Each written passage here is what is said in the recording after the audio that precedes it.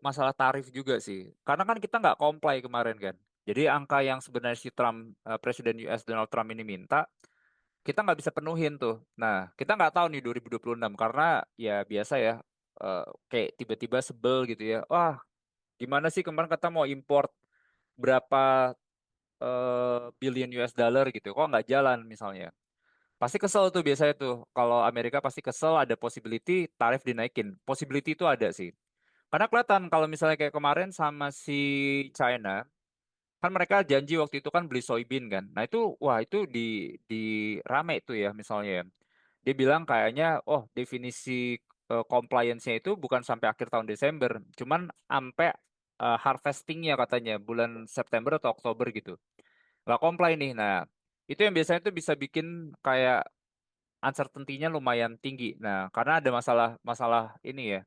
Nah, jadi kalau seandainya Indonesia dikenain tarif lagi, wah itu udah PR tuh. Nah, cuman takut nggak kita? Nggak usah takut sebenarnya, karena porsi kita ke Amerika itu kecil sebenarnya. Porsi kita tuh kalau kita bandingin sama kayak contohnya kita ke China, itu relatively kecil.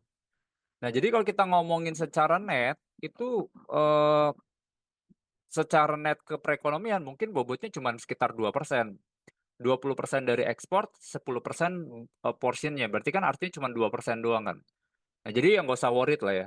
Karena beda nih sama kalau kayak negara-negara yang lain gitu ya. Karena kalau kita misalnya kayak contohnya yang negara lain kayak misalnya Vietnam, Thailand, Meksiko, nah itu lumayan gede itu. Mereka lebih ketergantungan sebenarnya.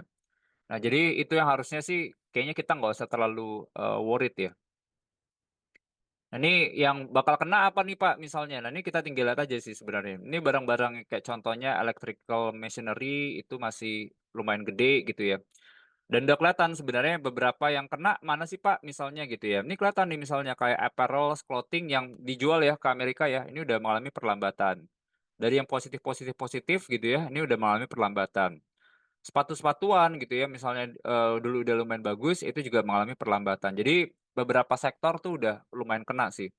Dan ini ngasih sense juga sih, ini ngasih market insight bahwa ya bisnis-bisnis yang ibaratnya kalau jualan sepatu gitu ya, assuming dia emitennya ini jualan kayak barang ke Amerika, porsinya pasti berat gitu ya ngomonginnya. Kayak contohnya furniture lah, misalnya kayak wood gitu ya. Oh mereka banyak ke Amerika, pasti kena. Kita ngomongin udang gitu ya, mereka jual ke Amerika, pasti kena gitu ya. Jadi itu sih, jadi negara-negara yang kita atau emiten-emiten yang punya exposure ke US itu udah kelihatan sebenarnya angkanya udah melambat. Nah, ini inflasi ini. Nah, inflasi ini sebenarnya ngasih gambaran kalau misalnya inflasi